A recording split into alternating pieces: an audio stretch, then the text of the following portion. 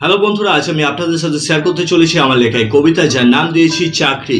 লেখক সূর্য শেখর পাল। চাকরিটা আমি পেয়ে গেছি, তুমি শুনছো? আজ থেকে চাকরের কাজও আমি করব। চাকরি পেয়েছি বলে সবাই খুশি হবে, তবে আমি ভিতরে ভিতরে মরবো। সবাই ভেবেছিল আমি হয়তো কিছু করব না, সারা জীবন বাপের হোটেলে বসে খাবো।